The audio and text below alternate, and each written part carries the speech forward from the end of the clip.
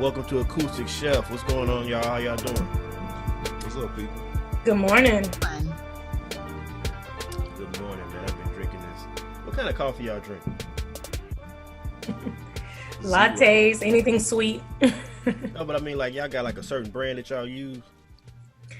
I don't make coffee at home that often. I only make it at home when I can't go anywhere else. I don't have time. But usually it's something from a bag from Starbucks that I keep in the refrigerator. Or like McDonald's sells their coffee now. I don't know what they do to it, but to me, McDonald's coffee tastes better than Starbucks coffee if it's just like regular coffee. So if I have to go somewhere, I usually go to McDonald's and get a cup of coffee because it Oh, tastes good. Yeah, I was a big Starbucks lover, so I would get like white chocolate mochas and that kind of stuff. So it's pretty sweet, not like coffee. But in the office, I just coffee, light cream, sugar. I really like Colombian coffee. For some reason, I like the strength of it. I don't yeah. care if it's decaf or caffeinated. Coffee doesn't really change my behavior, but and give me energy. Really, it just keeps me warm. But I like the taste. Now, So. you drinking the wrong coffee because this coffee I be drinking be having me like I'm on speed or something. I like, Well, maybe, but What's I up feel extra in your coffee? nah, now some people just got high tolerance for caffeine though. I I know the reason why I ask is because I be drinking this. I drink this. My wife got this Neopresso machine because she all fancy and stuff. She gonna get on me for saying that she fancy, but she is. Now, y'all ever heard of that? Y'all know what it is? A Neopresso machine. It come with them little bitty like it's like some little Hmm. circular cube things or Hmm. whatever, yeah. and they I got have a all these Keurig. Keurig. Yeah, we have a Keurig, and then now she got the Neopresso, so Yeah. we order this coffee from the actual company because you can only get it. Well, not only, but there's not that many places that sell it, and they got all these different flavors and stuff.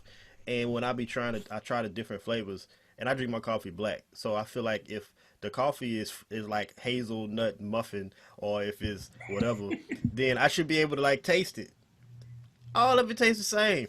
I'm like, maybe because it's black. Maybe when you start adding stuff in it, you start like getting a little hit of hazelnut or cocoa, whatever it is or whatever. But How do you drink your coffee black? That's like an acquired taste. Like people ask me, how do I drink red wine? I'm like, I didn't start off this way. I love it.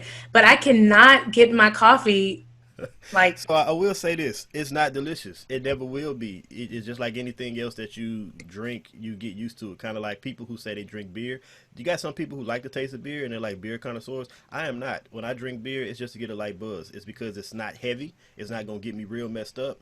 Um, and I just learned to deal with the taste. Coffee is the same way. I drink coffee simply to give me the energy I need. I use it as a pre-workout, and like I use it when I like something like this, so I can be like alert and woke or whatever.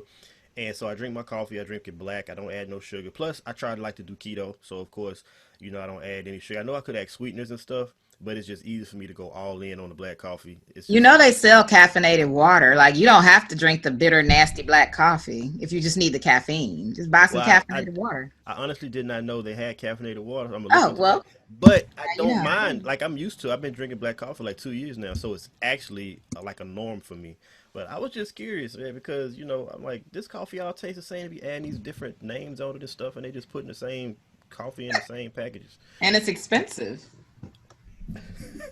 yeah. Yeah, Damien, you look like you wanted to say something. Like you're not Yeah. interested in So, this what are we talking conversation. about today? What's the topic of today? We talking about coffee or what's up?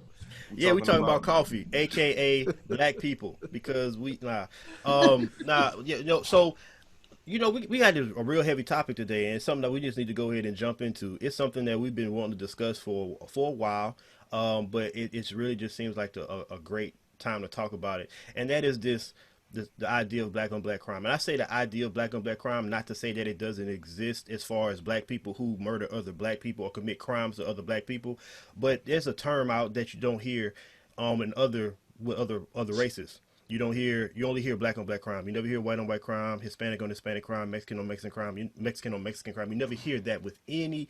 I've never heard that anywhere else in the world, except for black people in America. And we want to have that conversation because it is something that has really even more is even more conversation this past week. I'm after 4th of July because we had 4 black kids who died as a result of being killed by other black people being caught up in a situation that of course wasn't their own because they were children. And we want to talk about the black on black, and I hate using that term. I really do hate using that term, but it's like we want to talk about black people committing violence on other black people and how it is perpetuated and stereotyped in the media, but also talk about the realities of what we need to address as a black community. All right, so I do have a lot to say about it, but I do want to hear other people's thoughts before I give mine because I value other people's thoughts about the situation, and I haven't had a chance to really have this conversation with y'all. So, Well, yesterday we viewed this clip from what's his name, King Gilly, Yeah, this Gilly, Instagram post Gilly the that Kid. that he posted about um, Black Lives Mattering and Black lives needing to matter to other Blacks.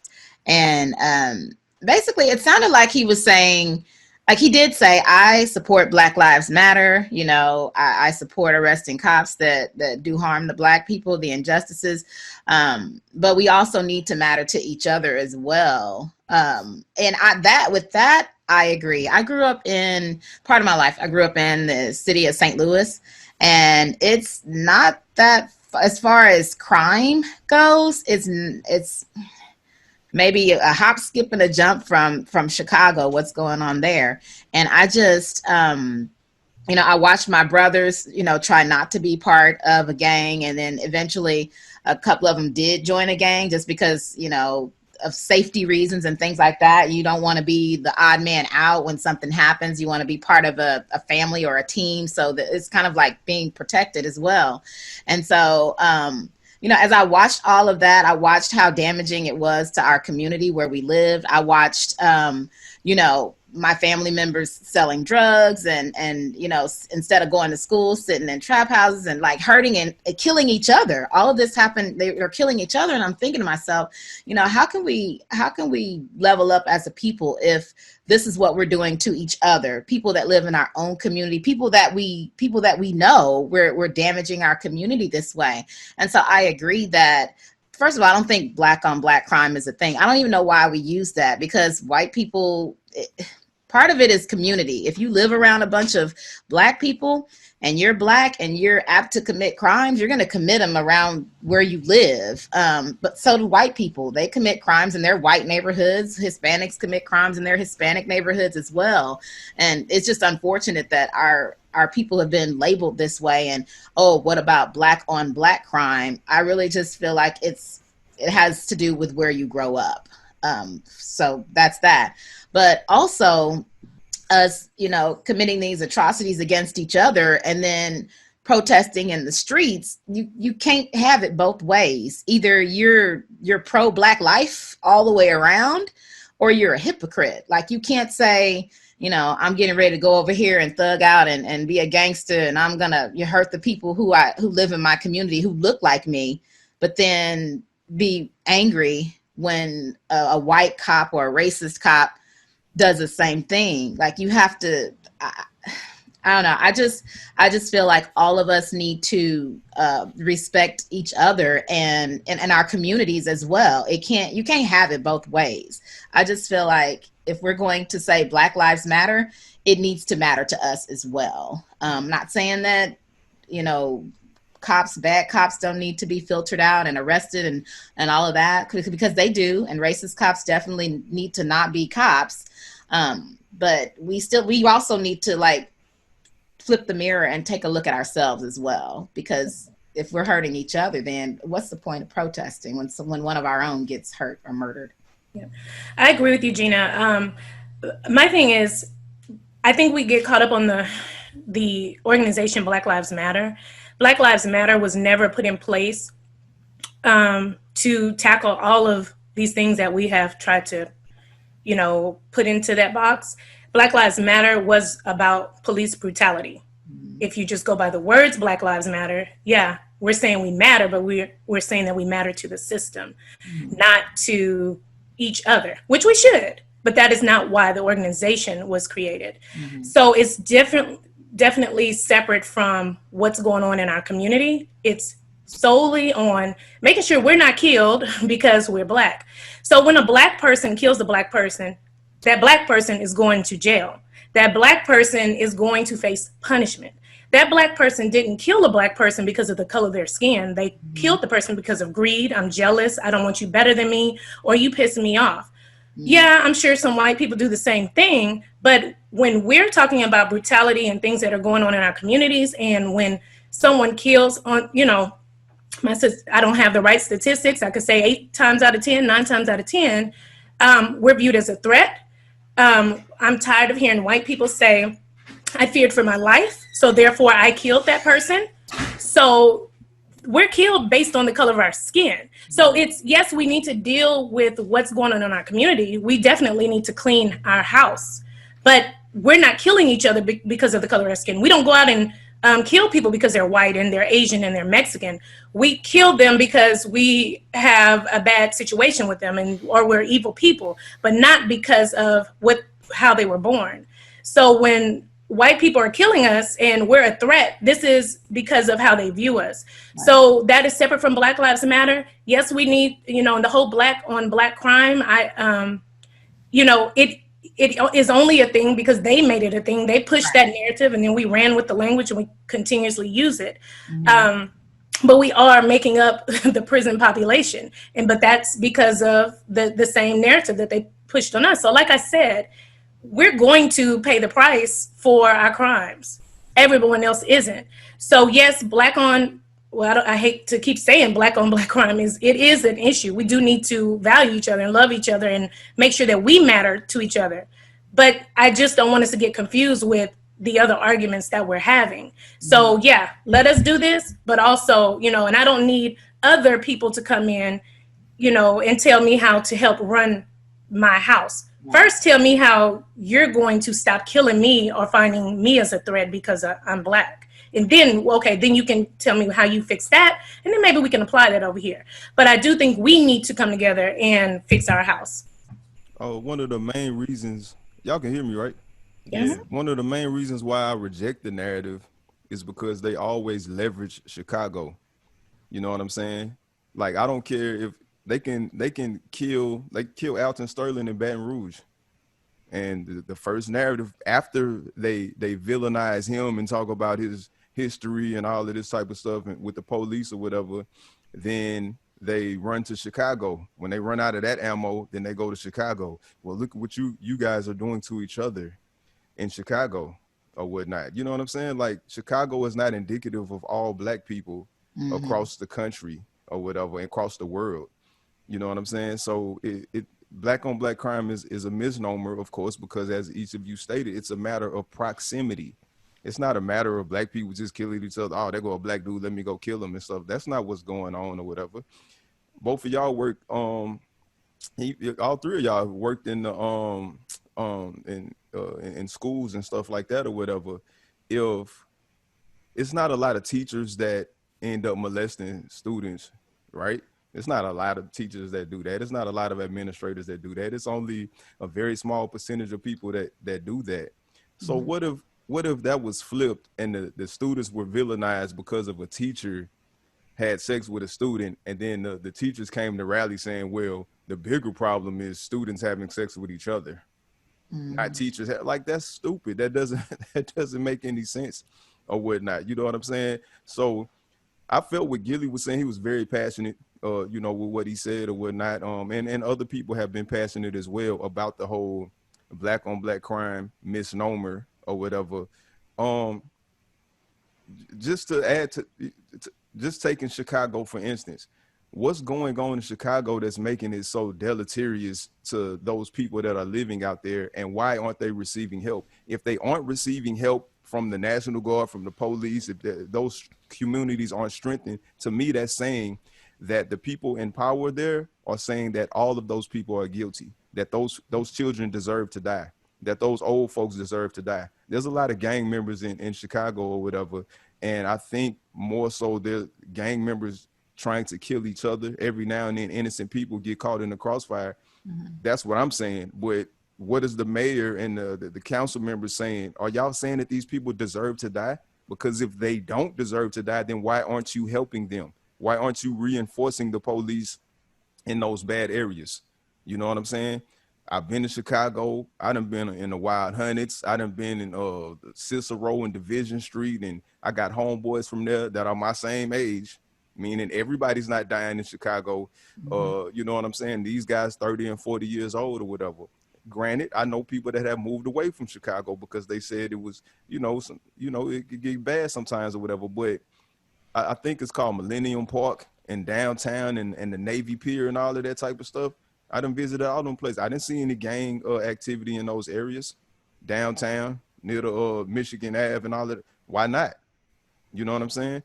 How, if they start killing people in those areas, would we just still be talking about Chicago and the black on black crime issue or whatever? We wouldn't be talking about that stuff because they would not allow it to happen. So why are they allowing it to happen in the black neighborhoods? You know what I'm saying? On the south side, on the west side, and Inglewood and Cabrini Green and all these different places or whatever. That's because they don't give a damn. I know personally people that have admitted that guns have been placed in strategic places in Chicago. Like just every Monday, every Sunday, whatever, you go to a specific place and there are guns, just free guns, just duffel bags full of guns or whatnot. So that's not happening by chance or whatever. But that's something that people don't talk about or whatever. But the black on black crime misnomer, I reject it. There's white on white crime, there's Asian on Asian crime, there's all type of people, and it's a matter of proximity. There are more white people that kill, there's more white people that commit dangerous crimes, violent crimes, or rape, molestation, just crime in general. I don't even have to get the stats. If you want the stats, you can go look at the FBI crime statistics yourself or whatever. They commit way more crime. There's a bigger white on white and white on other people crime, you know what I'm saying, situation than that could ever be black on black. You know what I'm saying? Furthermore, with Gilly's response and being angry, where are the arrests? I haven't seen any arrests made. We never hear about the arrests or whatnot of the peoples. How do we even know that these people are black that's killing these people? We don't know because there's no arrests been made. I see a couple of people in question and stuff like that or whatever. Okay. Don't nobody have rings in Chicago? You know what I'm saying? Ain't no Yeah. videos nowhere. So I don't want to hear that foolishness about black on black crime. And I live in Houston. I don't, and I'm 40 years old. I ain't never been shot, never been to prison. I've never killed anybody. All of my partners never been shot, never killed anybody. All of my cousins, I got one cousin that's been shot. You know what I'm saying? Nobody's killed anybody. So like, what are y'all? And I'm from Watts. You know what I'm saying? I'm from Watts. None of my cousins are dead, or none of them. I got like 40 some first cousins. None of them are dead or in prison. So what is and they are gang members. Some or half of them are gang members. So what is this black on black crime misnomer? I'm not saying we don't commit crimes against each other. Absolutely we do, but it's a matter of proximity, and you can't say that unless black on black crime matter. If it's just like saying, if my mom was a prostitute and a drug addict or whatever, and me and my, later on in life she's not that anymore, but me and my siblings, we may talk about it like, man, mom used to put us in bad situations when we was kids and stuff like that. We could talk about that because we're siblings. If somebody just from the outside come in and start, hey man, your mom, we used to call her, you know what I'm saying, it's gonna be an issue. And I think anybody shares that same sentiment. Because we're family, we can have that conversation or whatever. You person on the outside, and that's where I am with the police or whatever, and white people killing us. You're from the outside. You can't just come in and just start killing us like you said, Ebony, just because we're black. We're not killing each other. I'm not waking up and seeing a black guy and think, oh, I got to kill him because he's black. That's not what's going on. And his life does matter to me. But if I have to kill him, it's for a reason. Yeah. And another thing, Bloods are not going to New Jersey to kill Grape Street Crips in New Jersey. You know what I'm saying? Yeah. Crips from New Orleans ain't going to LA beefing with Bloods in LA. It's a matter of proximity. So cancel that. So I everything y'all say I agree with. I know, like, the two things that I'm gonna address, two things. All right, the first one is the black on black crime as it relates to Black Lives Matter. I feel like not feel like, it's the truth. Whenever black on black crime comes up, like 95% of the time, maybe 99% of the time, it's in regards to somebody talking about the Black Lives Matter movement. It is not, hey, I was doing research and I see that there's a lot of homicides in the black community. Like, what's going on with that? Like, a genuine care about it. It is a distractor from the Black Lives Matter movement. And that is, I think, what a lot of the problem lies when people talk about when they're comparing the two, because we do recognize as a community, we understand that there needs to be something to address the crime that's committed against other black people, especially when it comes to murder. But you can't compare it to the Black Lives Matter movement, which is addressing police brutality. That's like, and here's another analogy. Like, I read there were over 15,000 people that were killed in 9/11. So what if the United States went to other countries to ask for aid, and the other countries said, well, you need to address the millions of people who are being murdered by other Americans in America? That's exactly the same thing as when we talk about police officers brutalizing black men and women, and then they go to black people and say, well, what are you doing about the black people killing each other? That's the exact same thing. But they would never say that. They would never make that comparison. So I'm not going to speak too much on that part, because I want to focus more on blacks, the comparison of black on black crime and then other communities. And I do have some stats here. It says 90% of black homicides were committed by black people, while 84% of white homicides were committed by white people. Now, that's just murders. When it comes to other crimes, it's even higher for white people and probably even higher for black people. But I have even more stats. When it comes to murder, 44% of white people committed murder in America. 53% is black. That's a very alarming stat. It's a high number for whites, but that 53% for blacks is an alarming stat. When it comes to rape, it's 68% for whites, 28% for blacks. Robbery, 43% for whites, 54% for blacks. Burglary, 68% for whites, 29% for blacks. Car theft, 64% for whites, 32% for blacks.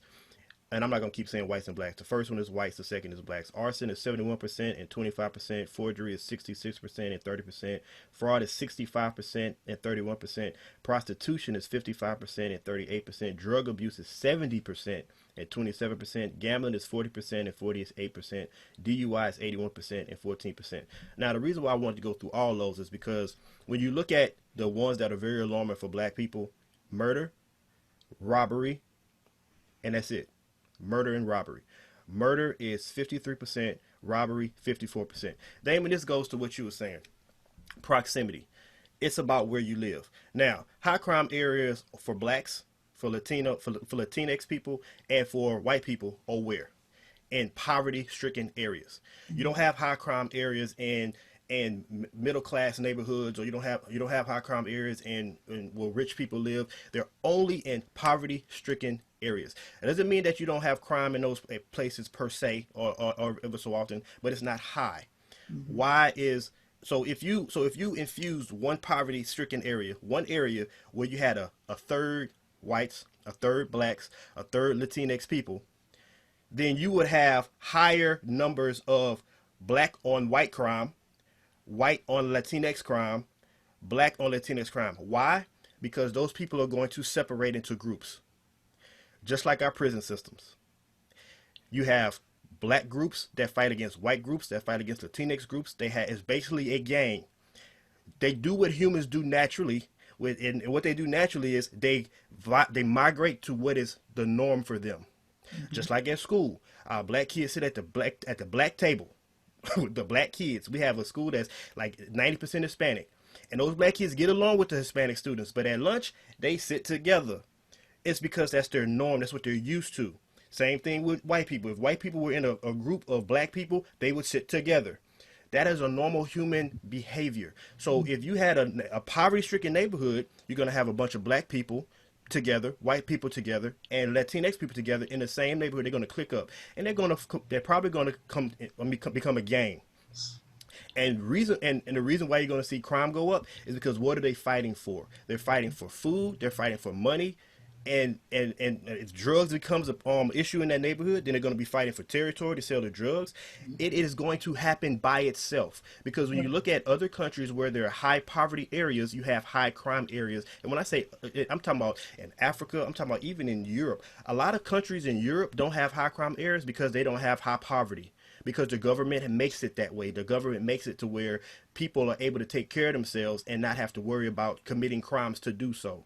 But our country and other countries that have high poverty areas, they have high crime. So what is the common denominator in this situation? It is poverty. If you take those same people that are committing those crimes and give them a life, give them jobs, give them a way to take care of themselves, they won't have a need to commit crimes. The reason why they're out on the street committing crimes is for money, it's for food, it is to take care of themselves. Now, other things come into the fold that are not part of that, like greed. Somebody wants to be in charge, blah blah blah. But hell, that happens in work. People get greedy. People want to be in charge. That's a natural human characteristic as well. Whenever you form groups, you're going to have other things happen. And because you have a crime unit that's based off of illegal activities, murder is going to become a part of that. That is natural. So when we talk about, if you really want to link what Black Lives Matter is doing to that, what happens when you address systemic racism? If you effectively make change, then you effectively help people in poverty, which is our minorities. And if those people are getting help, now poverty becomes less of a thing. Now crime becomes less of a thing. And over time, you see all numbers drop. So you can literally argue that the Black Lives Matter movement is fighting for black on black crime. But let's say for a second you want to address black on black crime or black people committing crimes against black people right now, because we're still in the baby steps of it. How do you do that? I hear so many people talking about it, including the dude yesterday that we listened to, Young Gilly. And I'm not calling him out because I don't know him and I don't know what he's done. He may have done this. But what I have never heard is, what is the plan, people? The people that's calling out for black on black crime to be fixed. What is the plan? We gonna protest in the gang ridden environment. We gonna show up there with no guns, protesting peacefully, so they can start shooting people down. If that's what they want to do, that might not be what they do, but is that what we're gonna do? And if that's what we do, how we expect them to just change? Who's gonna give them resources? What's the motivation for them to be better? See, it's easy to protest the government because the government structure is what's supposed to support us as a people. We can protest them. Is written in our laws and our constitution that we have a right to what these things that we're asking for, and you have a right to give them to us. Those people in those areas that we're going to be protesting against for committing those crimes, they don't owe us nothing. They trying to survive the best way that they can. And we don't agree with the way they're surviving, but that's their way, because nobody is doing anything to help them out. The government hadn't stepped in to do anything. So how do you protest that? People who telling us to go protest for black on black crime. How do you fix the situation? I hear a lot of people complaining about it, but nobody has created an organization to address these issues. Nobody has, come out and spoke on this as their hill to die on to address these issues. And the reason why is because it's hard to do that without government changing how they do things. They're not coming in to save the day. So how can the people come in to save the day?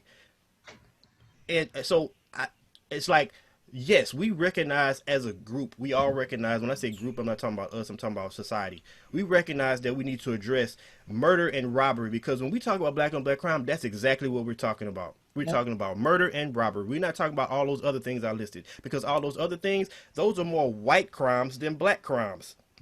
The numbers prove it. So we address poverty. That should be the conversation. How do we address poverty? Because if you fix that, then you probably fix the situation when it comes to all these crimes and murder and murder and robberies. Yeah, I agree with that. Economics is just, once we have an economic platform, a lot of our issues will go away. And I think that's why it's always difficult for us to get to the next economic level. Your stats that you presented were very enlightening, because I wanted to say something about patrolling. Crimes are committed based on proximity, right? We all agree on that. But also, if you notice the areas and the communities that are heavily patrolled. So there may be some other crimes or many more crimes committed in other communities. But if you're not looking for it, you won't ever find it. And if you do have patrolling, you may, it's like representation matters, right? So if I was a Black officer and I saw somebody, they're speeding 1 mile over the speed limit, I might give you a warning. Where someone else may not say, no, you're going to take this ticket. 1 mile is one mile over. So I think it's all about representation. It also matters about who's patrolling our communities as well. But I thought it was interesting about the drug stats. I know that we're talking about murder and we're talking about robbery, but the drug stats, and if I remember correctly, I think you said 70 something percent for whites and 20 something. Yeah. Okay, but that doesn't it doesn't equate to the prison Nope. population to It does not. who's incarcerated because of. So Mm-hmm. because it's opioids, of course, and there's such a need to want to help those whites that are now addicted to all of these drugs, whether they're legal or illegal drugs. It's an overwhelming problem in their community, and it was a problem with cocaine. They had cocaine, we had the crack, and everybody's had the marijuana. But because of patrolling and because of turning the blind eye in their communities, their numbers don't reflect their reality in society as it is in the prison population. So that's why even with the murder and everything, I do believe that it's an issue and that we need to fix it. But if I can't trust the punishment stats for the crimes that you commit, I don't know how much I can trust these stats for everything else. I do know it's an issue that needs to be fixed, but who's being polled is my question. Yeah. I think I mean every time we hear these, this terminology is used to they've weaponized it and it's Mm-hmm. used to like change the narrative and stuff like that or whatever. You know what I mean? Like if all the there's more elephant on elephant crime or whatever. So it's okay for me to go like, what's wrong with me killing an elephant for its ivory? Because elephants kill each other more than any. Like, I mean, like what did the rhinoceros do? Why is the rhinoceros, the white rhinoceros, why is it extinct or whatever? You know what I'm saying? Why is it okay for you to? I mean, like, I don't get it. Why have we allowed them to weaponize this terminology against us? You know what I'm saying? Like I say, they would send troops thousands of miles away to go help Syria and Iraq and Iran and all these different places to further their agenda for different reasons and stuff like that, mainly oil or whatever. Why can't you deploy some of those? If Chicago is such a major problem, if some of these inner cities are such a major problem, why don't you deploy troops to these areas to help these people? Because everybody is not a gang member. Right. You know what I'm saying? Everybody is not trying to kill each other. It's not as savage as y'all trying to make it seem. Because, like I say, if it were that, then you do something about it. It doesn't. I think that troops haven't been deployed in that area because there's no oil over there. It doesn't profit them anything. What's the agenda? Let everybody go ahead and drop those guns in the duffel bags and let's see what happens. Let them kill each other, and then they won't be our problem anymore. We won't have to worry about that area anymore. I really think that's what's happening if that's the case. So I mean, if they're not going to gain something by saving that area or helping that area, then they just don't do it. I mean, that's what it boils down to. It boils down to, you know, them wanting. I really, and I feel like the situation that you described, Damon, about the duffel bags and the guns being left in, and I believe there's truth to that. Now, you know, sometimes things get thrown out of proportion. Who knows? It may have happened one time or it may have happened 20 times. I don't know. But I do believe that it happened. And that just tells you that there's people out there, probably groups of people, who are okay with them murdering each other with the thought process of let's just let them annihilate each other and get rid of each other and get rid of them. That way we don't have to deal with black people. I mean, I know that's how some people believe, and they have groups that believe that. You know, white supremacists believe that. We know that there are white supremacists that are infiltrated government offices. You know, and while we don't know exactly who those people are, you know, we starting to see people pretty much oust themselves, making comments on Facebook, and they running for Congress, or they're Congress people, and the things that they say, you already know that they're racist. People say you got to be careful with how you know, when you're calling somebody a racist. No, if you say something, no matter how articulate you may be or how well you think you phrase it, people who can comprehend know what you mean, and they know where you're coming from. And you can call you a racist because as a result of that. And if you don't feel that way, then your rhetoric should be based off of helping all people and not just some people. So the government does not care as a entire structure. You have government officials, individuals who probably care, but as a structure they don't.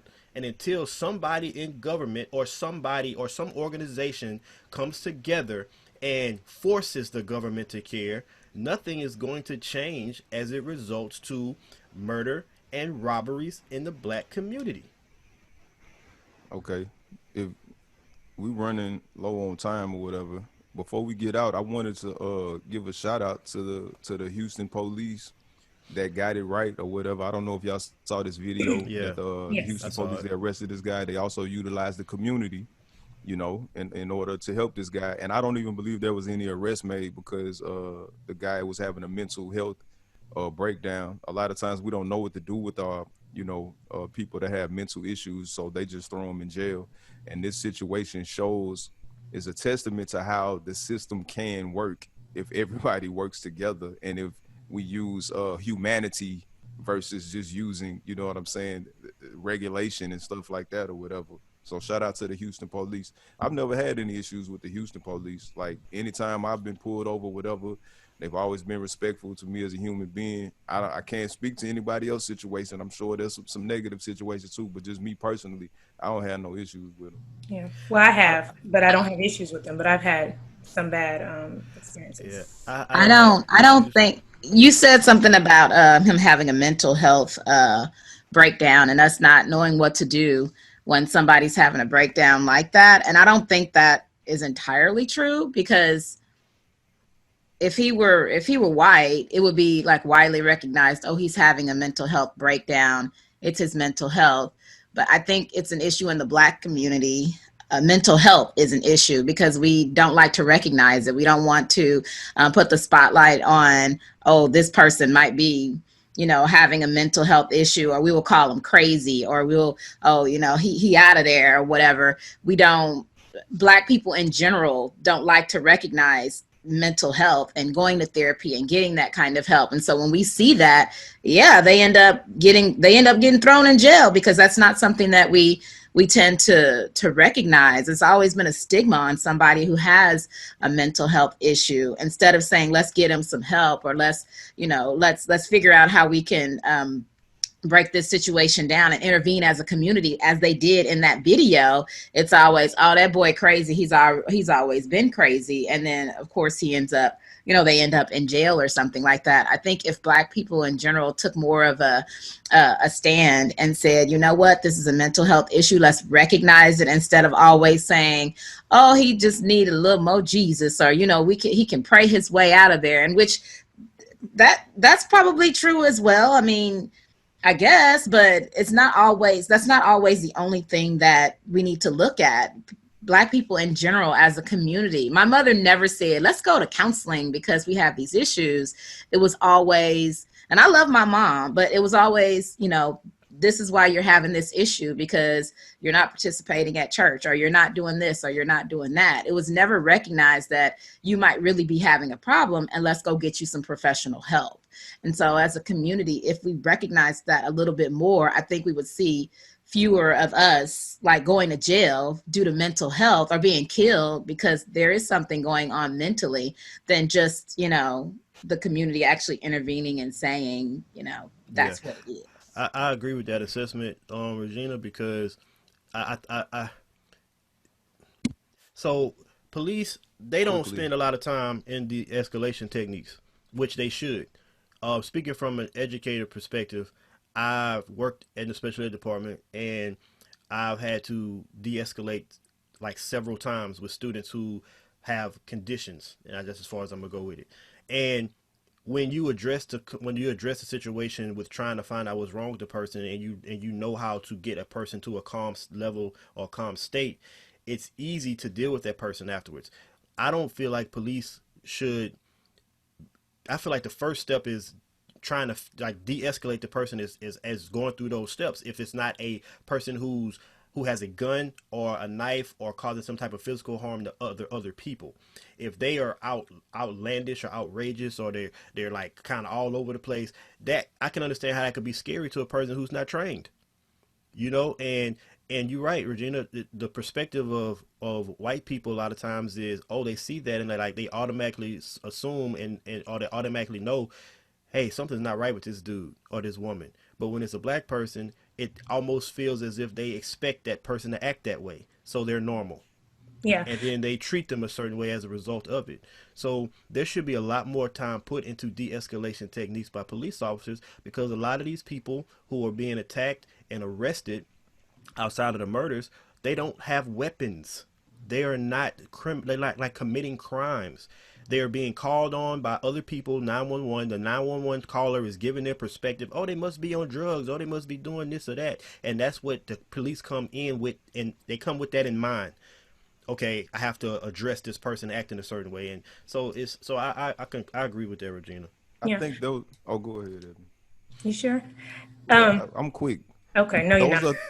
Those are two polarizing weapons that they use: black on black crime, and as you were saying, Regina, mental health issues or whatever that they use for white people. But notice the prosecutors are not talking about black on black crime, nor are they talking about mental health issues in the courtroom or whatever. Not all the time. Most of the time, this is the narrative that's given to us by Fox News or CNN. You know what I'm saying? Using those weapons, you know, to kind of push our narrative into either calming down or to, you know, to being, hype about a situation or whatever. So, you know, as far as the white people getting that narrative pushed out there that, oh, well, they must have been having mental health issue. Where did that information come from? Yeah. I agree that de-escalation techniques need to be implemented and taught. But I also know that, and I totally agree about mental awareness and health has not been pushed heavily within our communities. And regardless of the media and what they say, we can really go by our own experience in our homes and how we grew up and what our family said, especially when it comes to religion and church. You know, you just need more Jesus, go pray, go to the altar. You got the devil in you. I've heard it all. But when we talk about people, like, let's just take the case of Elijah McClain, you know, he's visibly, I don't care if he was white, black, Chinese, or whatever, visibly, and I think his condition, his mental illness was undiagnosed. So I don't believe it was on paper, but I don't need a professional to tell me that he may have been a little autistic or something. It may not be something that I readily know the diagnosis for, but it was something. But such a pure soul he was, just by the things he was saying as he was being killed, you know? So what was the threat? He had a mask on his face, you know, a ski mask. You know, he's minding his own business with a small grocery bag, you know, and this is why, you know, when people say people make everything about race, well, for me, it is here. It's that across the board for me, actually, because had he have not been black, I don't care if he had a ski mask on or not, would you have allowed him to be pumped with all these drugs that were probably excessive for his size? Would you have restrained him the way you did when he was walking? He wasn't walking erratically. Yeah, he may have been waving his arms in his own space. You know, I have a son that doesn't have any mental illness, and he dances he can't go 5 steps without doing all of this and whoa. And I've actually taken him to the park and I've had him pump gas, and I'm like, dude, you look crazy. You look like an idiot, you know? And then I put my son thinking he could have been walking down the street with his headphones on, and he doesn't have to have his headphones on because the music is in his head. He's always dancing. So and right now we all have masks on. Now, at that time with Elijah McClain, I don't know if COVID was an issue at that time, but he had his mask on because he's always cold, is what they say. But I could see that. So someone in their own lane, minding their own business, and I'm not going to get on the person that made the call, because I do think that some people are like, I'd rather be safe than sorry. I've never seen this person or whatever. And sometimes it's because I see a black person. And sometimes I do believe, just like the young lady that was killed in Fort Worth, when the black neighbor called saying, her door is open. He just wanted a welfare check. Now he regrets calling because she's dead, a Tatiana, but sometimes community just wants to be community and look out and be the watch. But then when you are the watch, then you have these people that have not been trained appropriately, that still have these stigmas, that are patrolling our neighborhoods, that don't understand how we communicate, how we dance, how we laugh, how we joke, how it looks threatening to you because you've watched a movie that shows us in a light in this way. So yes, mental health is an issue. It definitely needs to be addressed. We need to address it. Tactics on how to handle kids in schools, how to handle people in the community need to be addressed. All of that, it goes hand in hand. But it seems like when there is someone fragile, someone that's, a kid going to get some damn Skittles, you still find a way to make it threatening. Yeah. I think we done on time, huh? Yeah. So renaming the schools and monuments. Um, No, we don't have time for that. we don't have time for that. No, Real we gonna have quick, to. like for real, like this is real quick, right? Because renaming Nah, the it's schools not and gonna be monuments. quick. Is that gonna be quick? Well, that Nah, was a cause I need to pause. we There need to was a talk pause about in that. there, so we can cut that out. That's gonna be easy. Whatever, it don't even matter. We can keep it. So quickly, Nah, don't go through all that shit and then be like, nah. Let's go ahead and, we and go long to the next time. part. All Oh, right, but so I also wanted to mention Vanessa Guillien. If y'all been keeping up with that case, she was yeah, an army. She was in the army or whatever. She was an active member, and she was murdered by someone who they suspect may have sexually assaulted her, and she may have reported it and things of that nature. And me being a veteran, I was in the Air Force or whatever. I'm disgusted by it because we've been taught to have honor and integrity. I mean, they spent 6 weeks drilling that into our head, having honor and integrity. But it's like I have honor and integrity, but the people who I'm looking up to have none. You know what I'm saying? The people who implemented these rules and regulations have no honor and integrity.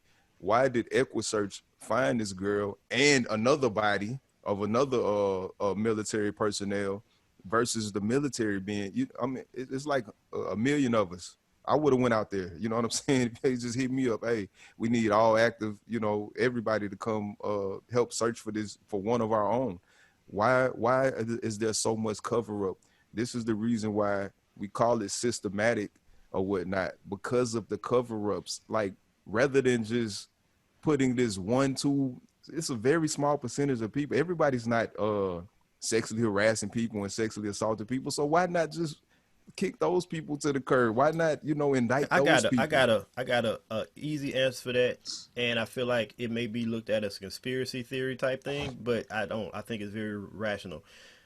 If you, as the organization, admit to wrong for or something like that, that gives the people who suffered that type of abuse confidence that they can come out, which is what you want.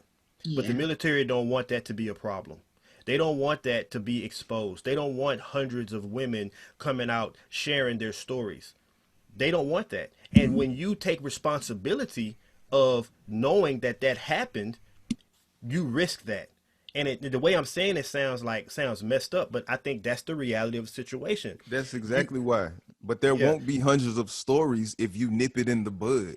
Right. Like you should have been nipped in the Well, bud, and yeah, we you wouldn't even nip it have in the the bud, but they situation. don't want the They don't want the because see things start to trickle down as people start thinking about their own personal livelihoods and how this is going to affect me as a lieutenant in the military or a person who was reported these things several times and we swept it under the rug or we didn't do anything about it. Like all those people become exposed now.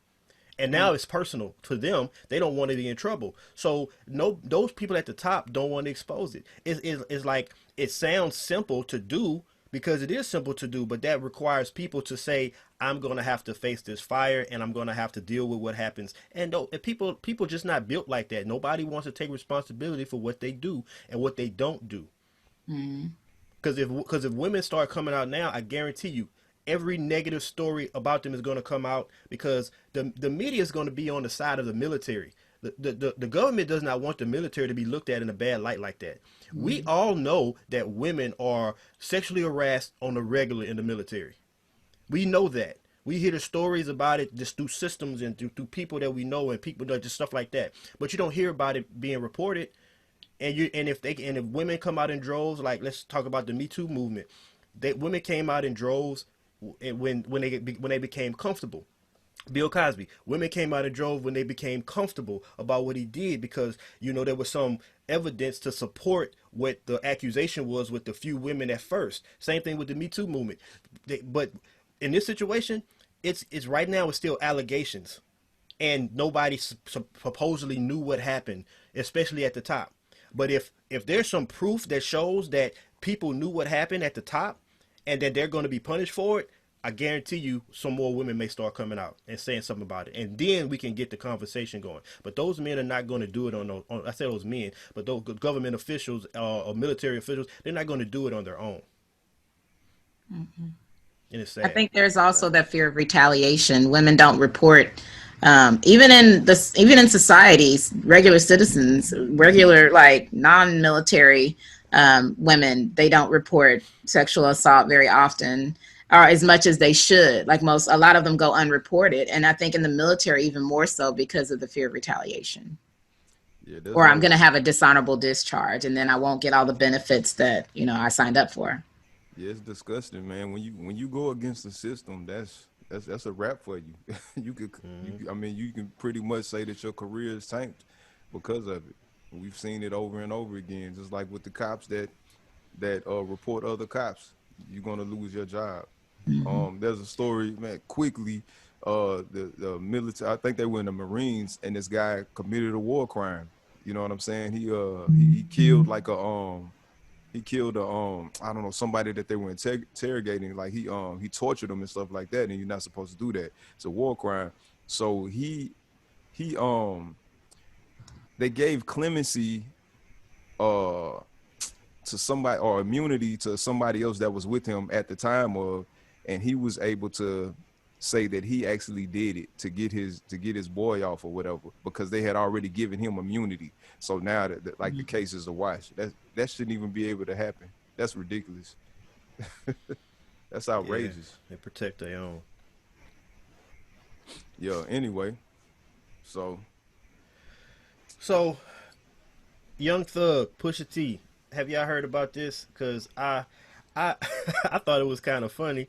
Young Thug got this song with on Pop Smoke album, and Pop Smoke he was murdered. He's not alive now, but they got a album that they're still pushing through, and Pusha T, Young Thug was on one of the tracks, and Young Thug found out that Pusha T album was about Drake. And Young Thug like went off on Pusha T. He was like, nah, I'm taking it out the album. He said Pusha T. Young Thug said, first of all, your verse was 7 days. I was like, what are you talking about? He was trying to say his verse was weak. Because 7 days is a week. Lord, I gotta get hip. I ain't get it. I thought that was funny when I found out what he was talking about. Yeah. But he made some comments about Pusha T, saying that his lyrics was, I'm using his words, saying that what he did was gay because he's talking about another dude on Pop Smoke album, and they trying to remember this guy in a positive light because he murdered and it's his last album and that should be the focal point. Then Pusha T came out and said nobody knew what it was about except for me and the person that I was talking about, which was Drake. So that means that Drake said something to somebody, and those people are the reason why y'all know about it, which Pusha T is saying that I just wrote a verse, about him, but nobody knew. So now, Drake is the one that y'all should be addressing because he the soft one. But anyways, what's your thoughts on that? Because that's just crazy to me. I think Drake and Pusha T are two of the greatest subliminal lyricists or whatever, you know what I'm saying? Because they throw a lot of subliminal shots at each other and stuff like that. I don't see the big deal. If I don't know who you talking about, you didn't say nobody's name, it's just left up in the air for me to decide or whatever, then I don't see what the big deal is. I don't even know why Young Thug came out and said anything, or where he Why did he even get in it? That's these young cats today, man. I'm telling you, they cut from a different cloth. Different cloth. Not saying it's bad. It's just a different cloth. Yeah, we. Anyways, Velvet. What is this velvet? speaking of velvet, we got what's on toe right now, and oh, this is a dedication to one of my favorite movies. When I saw these, I was like, I gotta get them simply because they dedicate What? dedication to my Brokeback favorite Mountain? movie, whatever. Brokeback Mountain? What if it was though? What you trying to say? What you trying to say? What if it was? I'm just Yeah. saying. You got some Nah. cowboy boots. Anyway, so these, if you do you recognize the pattern? My Do you favorite recognize movie. the pattern? The McDowell's uniform from Coming to America. No. So when I saw them, I was like, I No. gotta cop them. These are Yeah. Nike Blazer Mid Coming to America edition, Wow. McDowell's edition. I'm gonna go find a uniform hat so I can wear it with these shoes. Wear it for Halloween. Yeah. Yeah. But I like the shoe because I like exotic shoes. I'm doing the air quotes with exotic because we had a show about the word exotic. So I what you like trying to different. say? Did they come I off a like boat? I don't know. They may have. You know what Why I'm saying? what They you don't make like? these shoes. They make these shoes overseas, so Yeah, yeah, they they do. did. You don't like Nah, black shoes? What if they was black nah. shoes? I like black shoes. I got these black shoe right here. Y'all probably like, dang, he got shoes just sitting right next to him. This a Yeah. black pair of shoes right here. So I'm good. I'm multi faceted when it comes to the shoe game. But I really like that shoe. When I saw it, I was like, man, I got to cop those. Those nice, and I ain't seen nobody wear them yet either. So yeah, I Nah, hadn't them worn them dope. yet, but yeah, I like those. Wow. Nice. So I actually saw that's James from Good Times or whatever, right? Ain't Yeah. that's what is what's his real name? Um, I don't know. This is James from Good Times. Oh, that's it, That's huh? his name. I saw him, man, what was I watching? what is his name? I saw him in a movie last night. Oh man, please don't watch this movie.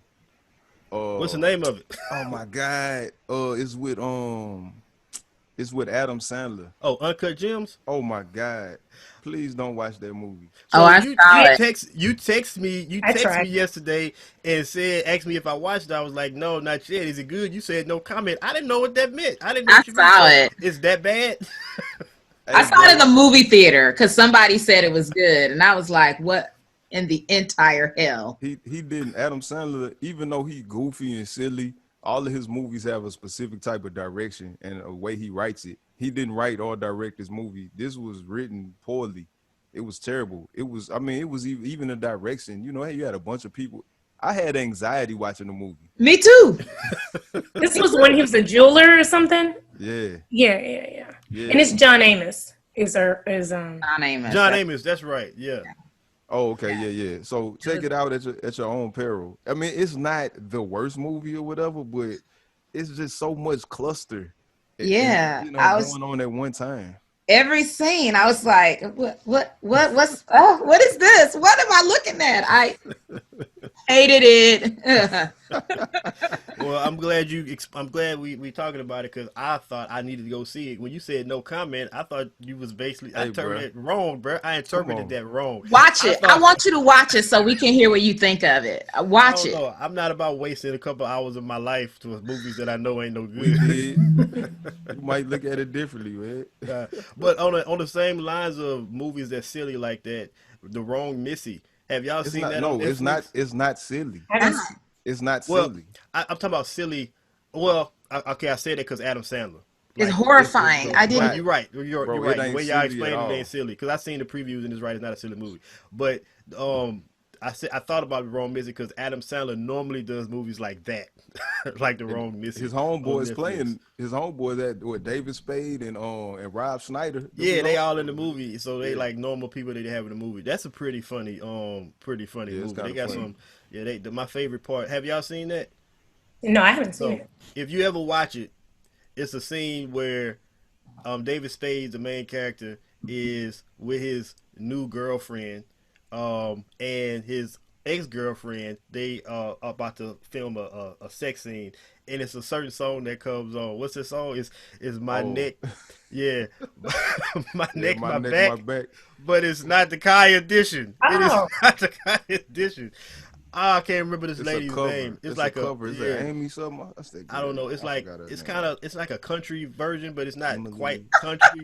What? It was so funny. Oh my Yeah, y'all gotta goodness, check that out. that Hold scene was hilarious. Just the song in the background. I'm telling you, I was rolling. Let me put that on my list. What's the name again? The Wrong Missy. Missy. Okay. You know, The summary of the movie Hold up. is Let me this get that guy. girl name. He meets this guy. He has a bad luck with women, and he ends up meeting this lady in the on the airport, and he really likes her. She's a beautiful woman. She was a former Miss something contestant and all that. And prior to that, he had this bad blind date. Like, she was crazy. That's how she was perceived to be. They both had the same name. At his job, he was invited to go on this trip to, I think it was Hawaii, and Yeah, Hawaii. he could bring a +1. And he texted Missy to go with him, and he paid for the flight and everything. And when he got on the flight to sit next to her, it was the girl he wanted a blind date with. So he was with the wrong Missy. that And sounds hilarious. It just goes from there. So yeah, I ain't gonna say no more. Check out Ellie King, ELLE King. My neck, my back cover. Check that out and get some laughs in. But yeah, this is we gotta go, man. We appreciate y'all. We love y'all. This is Acoustic Chef, and we are out. All right, later. Bye. Bye.